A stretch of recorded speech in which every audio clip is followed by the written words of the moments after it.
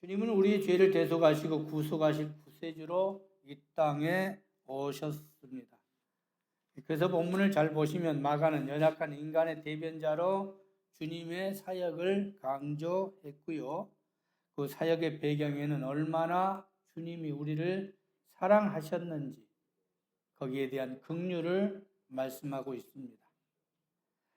오늘 본문 말씀 우리가 보십시다. 너무나 잘 아는 오병이어에 대한 말씀 아닙니까?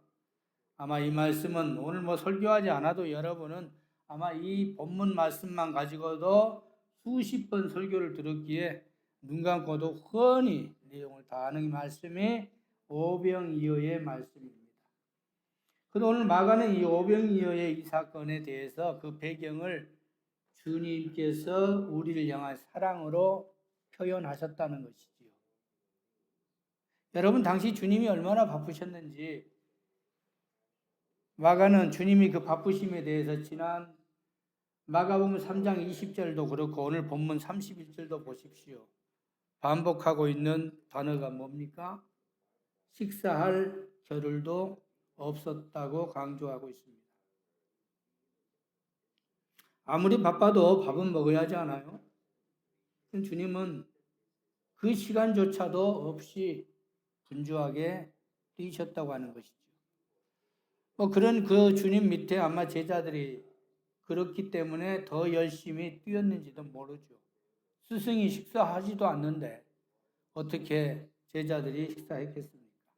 그 정도로 바삐 뛰는 그 모습 속에서 제자들이 아마 분주했기 때문에 아마 여기 모인 그 당시에 많은 사람들, 무리라고 그랬지요. 그런데 44절에 보면 몇 명이라고 그랬나요?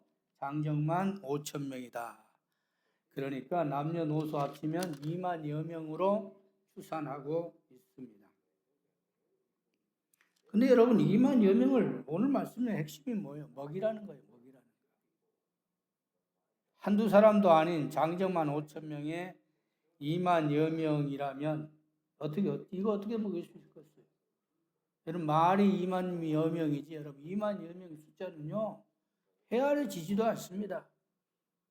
지금도 2만여 명이 옹집하면 그 무리가 엄청나는데 그 당시에 2만여 명이라고 하면 여러분 상상해 보십시오.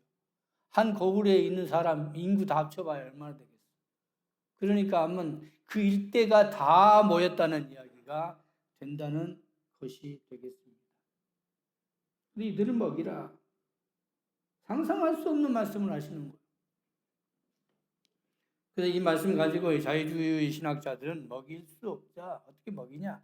그냥 도시락해서 까먹어라. 그렇게 설명하고 있습니다. 그러나 우리는 이 말씀 믿죠. 정확히.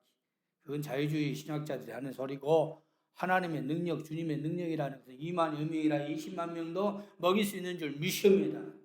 저는 이 말씀을 믿습니다. 자, 그래서 결과가 어떻게 되었나요? 42절 말씀에 보십시오. 이렇게 분명히 말씀하고 있죠. 다 배불리 먹었다고. 다 배불리. 한 사람도 빠짐없이 다 배불리 먹었다. 그리고 그것뿐만 아니라 배불리 먹고 남은 것이 12바구니가 되었다고 말씀하시고 계십니다. 그래서 오늘은 이들을 향한 주님의 마음을 생각하면서 도대체 이 마음이 어디서 나왔을까? 도대체 이것을 우리에게 주는 의미가 뭔가? 34절 말씀에 보면 예수께서 무리를 보시고 목자 없는 양 같음으로 인하여 불쌍히 여기셨다. 불쌍히 여기셨다.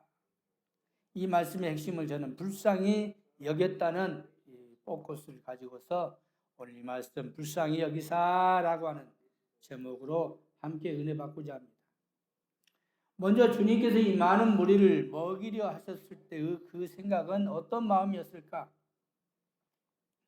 35절에 이렇게 당시의 상황을 설명하고 있습니다.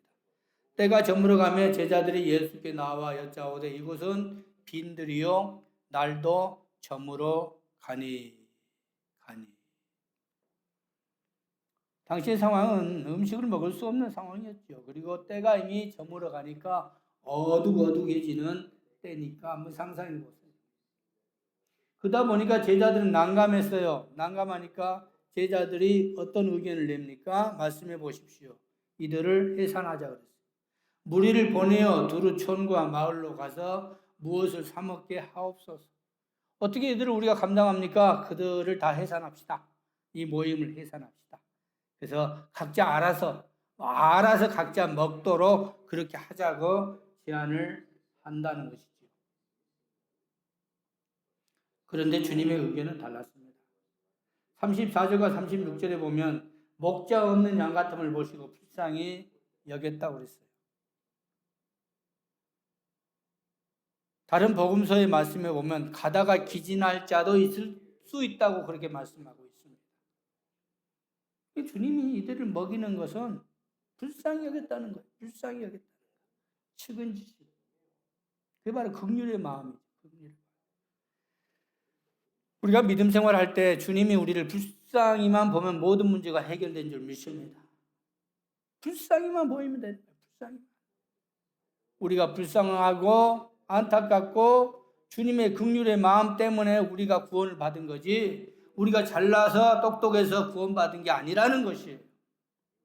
불쌍히 여기시는 그 마음, 바로 그게 사랑의 마음 아니겠습니까? 그래서 주님은 이들을 한 끼라도 배불리 먹이고자 하셨던 것이죠. 그래서 37절 말씀 보세요. 이들을 먹이라고 하니까 37절 볼게요. 대답하여 이르시되 너희가 먹을 것을 주라 하시니 여짜오되 우리가 가서 200데나리온의 떡을 사다 먹이리까? 라고 반문합니다. 돈이 없다는 거죠. 어떻게 이걸 먹일 수 있는 재정이 없다는 거예요. 계산은 정확했습니다. 한 사람은 1불만 쳐도 당시 2만여 명이면 못해도 200데나리온이 있어야 할진데 어떻게 당시 제자들에게서 그러한 재정이 있을 리가 만무하죠. 돈도 없지요. 먹일 만한 양식도 없지요. 근데 이것을 먹여야 한다면 어떠한 상황이겠습니까? 그런데 주님은 이들을 먹이라는 것입니다. 그렇다면 주님은 이러한 상황도 모르고 주께서 제자들에게 이들을 먹이라고 말씀하셨을까요? 아니지요. 오늘 주님께서 질문하신 이들을 먹이라고 하는 것은 돈에 대한 문제가 아니라 능력에 대한 문제였다는 것을 우리는 알 수 있습니다. 그렇게 38절에 주님이 먹일 수 없다고 하니까 돈이 없다고 하니까 뭐라고 말씀하시죠? 38절 보십시다. 너희가 떡 몇 개가 있는지 가서 보라 하시고 떡 몇 개가 있는지 가 보라는 거예요. 가 보라. 이 말은 무엇입니까? 원문에 보니까 네가 지금 가진 것이 뭐냐 그 말이에요. What do you have now? 라고 묻습니다. 그럼 도대체 주님이 네가 가진 것이 뭐냐라고 하는 그 질문의 의미가 무엇겠습니까? 가진 것이 뭐냐? 지금 있는 게 뭐냐는 거예요. What do you have now? 지금 네가 가진 게 뭐냐는 이 질문은 정말 우리들에게 깊이 한번 생각해 볼 수 있는 것이라는 것이죠. 주님은 오늘도 이 질문을 속에서 제자들에게 심어주고 싶었던 것이 돈이 있느냐 없느냐가 아니라 지금 너희가 누구와 함께 있느냐가 중요한 거라는 거예요. 누구와 함께 있느냐는 거예요. 지금 너희들이 이들을 먹이는데 그래 누구와 함께 있느냐 하는 것입니다. 제자들과 함께 있는 분은 바로 주님 자신이시라는 거예요. 주님이 누구십니까? 그분은 천지의 주제이시고 배고픈 이들을 먹이시고 채우시는 능력자일 줄 믿습니다. 그렇기 때문에 주님이 이 질문을 너희가 가서 알아보라 하는 것은 가져오라는 거예요. 가져오면 내가 그걸 통해 먹이겠다고 하는 능력의 질문을 하셨다는 것입니다. 주님이 옆에 계시면 200데나리온이 없어도 2만여 명을 먹일 수 있습니다. 주님이 옆에 계시면 모든 문제는 다 해결될 줄 믿습니다. 내가 고난과 역경 시련에 처해서도 주님이 나와 함께 계실 때 그 문제도 해결될 줄 믿습니다. 중요한 것은 지금 주님이 나와 함께 하느냐, 나와 함께 하지 않느냐가 중요한 거지. 200데나리온이 있느냐 없느냐가 중요한 게 아니라고 하는 것이지요. 그랬더니 42절 말씀에 배불리 먹고도 남은 조각과 물고기 12바구니에 차게 되었다고 하는 역사가 일어났다고 하는 것입니다. 그렇다면 오늘 본문에서 저자 마가가 강조하고 싶은 주님이 어떤 분이신가요? 그분은 연약한 우리들을 채워주시는 분이라는 것을 아셔야 합니다. 그분은 오늘도 우리를 불쌍히 여기시고 목자음 없는 것 같은 연약한 자들을 바라보실 때 그냥 지나치지 아니하시고 채우시고 입히시는 분이시라는 사실. 저는 제가 어려웠을 때 이 말씀을 받고 주님께 직접 받은 능력의 말씀이기 때문에 평생 이 말씀을 잊지 못합니다. 이 강단에서 정말 제가 어려울 때 기도했더니 하나님이 이 말씀을 딱 저에게 주시더라고요. 최 목사야, 내가 너와 함께 하지 않느냐. 그리고 딱 주시는 말씀이 이 말씀을 주셨습니다. 그리고 기적의 역사를 제가 체험했기 때문에 저는 이 말씀을 평생 잊지 못하고 가는 곳곳마다 이 말씀을 통하여 함께 수요를 나누기도 합니다. 사랑하는 성도 여러분, 여러분 어떻습니까? 여러분이 연약할 때, 여러분이 피곤할 때, 여러분이 낙담하고 쓰러질 때 그런 여러분을 보시고 주님은 불쌍히 여기신다는 것을 기억하시기 바랍니다. 지금 여러분이 필요한 게 무엇입니까? 지금 여러분 손으로 해결할 수 없는 문제가 무엇입니까? 주님께 매달리십시오. 주님께 기도하십시오. 그러면 주님은 그런 여러분을 불쌍히 여기사 여러분들의 모든 문제를 친히 해결해 주실 뿐만 아니라 남게 하는 역사까지 있게 하실 줄 믿습니다. 사실 본문의 사건이 얼마나 중요한지 성경에 보면 이러한 오병이어 외에도 칠병이어 같은 기적이 또 일어났습니다. 우리가 성경에 보면 오병이어 사건만 있었던 게 아니에요. 칠병이어 사건도 있었습니다. 우리가 마태, 마가, 누가, 요한 이 사복음서를 보면 공이 이 오병이어 사건과 칠병이어 사건을 다 모두가 다루었다는 것이죠. 그런데 놀라운 게 있어요. 마태와 마가는 이 두 사건을 본문과 마태복음 14장 뿐만 아니라 또 마가복음 8장 말씀, 또 마태복음 15장 말씀 공이 다 기록하고 있어요. 그러니까 오병이어 사건도 있고 칠병이어 사건도 있어요. 여러분 두 장을 넘겨보십시오. 마가복음 8장에 보시면 또다시 칠병이어 사건이 또 나오고 있습니다. 오병이어의 사건도 중요하지만 칠병이어의 사건도 놀라운 기적적인 사건이므로 이 두 사건을 마태와 마가는 다뤘다는 이야기예요. 그런데 우리가 성경을 보면은 이 누가와 요한은 이 두 사건을 하나의 사건으로 묶어버렸습니다. 그리고 요약해 버렸기에 많은 사람들이 오병이의 사건과 칠병이의 사건을 혼동하고 있지만 분명히 두 번의 역사를 일으켰다는 것을 아셔야 한다고 하는 것입니다. 그러면 도대체 왜 성경에 보면 이 기적적인 사건을 달리 기록했을까? 마가와 마태를 보면 이 두 사건이 서로 다른 지역이기 때문에 이 두 사건을 공히 기록했다고 하는 것을 알 수 있습니다. 성경이 자세히 보십시오. 오늘 오병이어의 사건이 일어난 지역은 유대 지역이라는 거예요. 그런데 칠병이어의 사건을 보십시오. 그때는 이방인 지역이라고 하는 것을 분명히 아셔야 한다는 이야기예요. 그렇다면 오늘 마가가 강조하고자 하는 것은 무엇입니까? 주님은 이방인도 중요하지만 유대인도 중요하기 때문에 유대인이거든 이방인이거든 연약한 자들을 모두 불쌍히 여기시는 마음을 가지고 계신다고 하는 것을 말씀하고 있다고 하는 것이지요. 기왕 나온 김에 우리가 그렇다면 오병이어와 칠병이어의 이 두 사건을 한번 비교해 봅시다. 도대체 무엇이 달랐는지.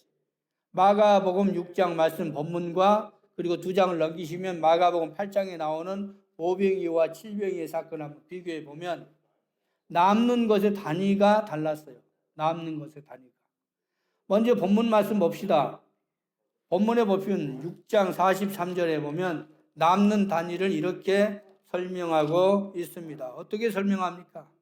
남는 것이 바구니라고 해서 12바구니에 찼다고 이야기하고 있습니다.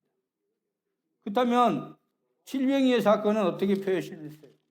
마가복음 8장에 보면 8절에 보면 똑같은 말씀이지만 좀 다르게 설명하고 있습니다. 칠병이의 사건 때는 배불리 먹고 남은 조각 7광줄이라고 그래요. 바구니와 광줄이는 큰 차이가 있어요. 바구니, 우리가 말하는 이 바구니의 이 단위와 그리고 광주리의 단위가 달라요. 원문에 보니까 이렇게 설명했더만요. 원문에 보니까 바구니는 코피노스. 이 코피노스가 뭔가 하고 찾아봤더니 손잡이가 없는 바스켓이에요. 손잡이가 없는 거 있죠. 손으로 손잡이 없이 들 수 있는 조그만 바스켓을 말하는 것이고, 광줄이라고 하는 것은 스피니스, 이건 손잡이가 있는 큰 라지 바스켓으로 나와 있어요. 라지 바스켓. 그 다음 우리가 이것을 가지고 생각해 볼 수 있는 게 뭐예요? 손잡이가 없다고 하는 것은 멀리 갈 수 없는 빈들이라는 거예요. 그러니까 손잡이가 없다고 하는 것은 가까운 지역에 운반할 수 있는 통을 말하는 것이고, 손잡이가 있어야만이 된다는 것은 멀리 들고 갈 수 있는 것이라고 말해요. 그러니까 장소가 달라요. 장소 보면 당시에 그 플레이스, 그 장소에 대한 것은 오늘 오병이어라고 하는 것은 빈들이라고 나와 있어요. 그리고 칠병이어의 사건 8장에 보면 광야라고 나와 있어요. 그러니까 광야 지역이라고 하는 것은 멀기 때문에 바스켓, 다시 말하면 라지 바스켓, 손잡이가 있는 스피니스를 들어야만이 되는 것이므로 7 큰 광줄이 스피니스가 남겼다고 하는 설명을 하고 있습니다. 이 말을 다시 말하면 이방인들이 얼마나 협착한 생활을 하고 있는지, 먼 곳에 떨어져서 군데군데 사는 그러한 지형의 형태를 우리가 생각할 수도 있다는 것입니다. 그런데 주님은 그러한 것에 필요한 것은 많이 더 주시고, 또한 유대인들은 좀 풍족하니까 아마 적은 바스켓, 스몰 바스켓, 아마 코피노스라고 아마 이것까지도 배려하시는 주님의 사랑을 우리는 여기에서 발견할 수 있습니다. 또 어떤 신학자는 그렇게 말씀하시더라고요. 12바구니는 곧 12지파를 상징하기 때문에 유대에서 일어난 사건을 말씀하는 것이고, 칠병이어는 이방인 지역이기 때문에 7 광줄이 남는 것은 다시 말하면 이방인의 땅, 가나안 7 족속을 상징하는 주님의 사랑이 아니겠느냐. 여하튼 남는 것에 대한 것까지라도 여러 가지 신학적인 의미가 있다고 하는 것이 다 주님의 배려인 것 같습니다. 이제 본문의 말씀에서 결론을 맺어봅시다. 오늘 오병이어의 사건은 정말 우리가 너무나 잘 알고 있는 사건이기도 하고요.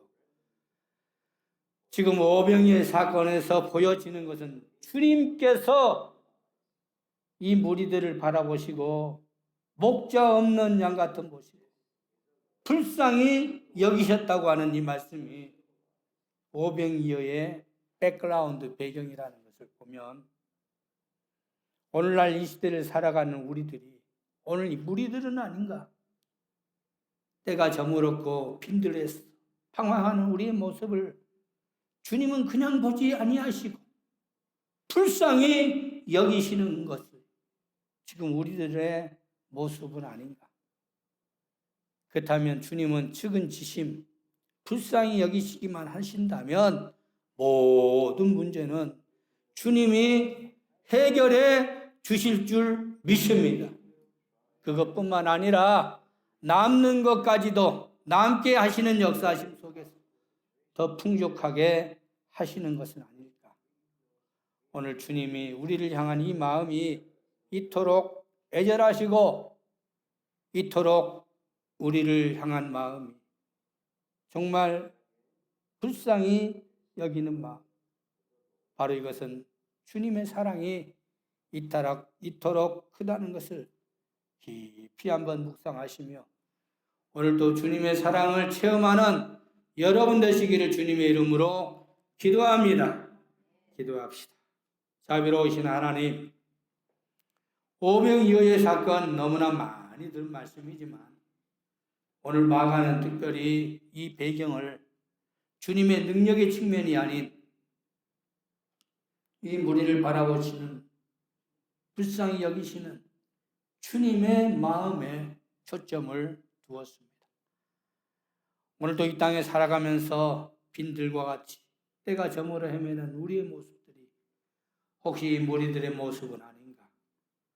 주님의 말씀에 갈급하여 오늘 또 사모하는 무리들에게 주님 보시고 연약한 우리를 감싸주시며 채우시고 역사하셨던 그 마음, 주님의 사랑을 다시 한번 깊이 체험하며 살아가는 우리 모두가 되게 하여 주시옵소서.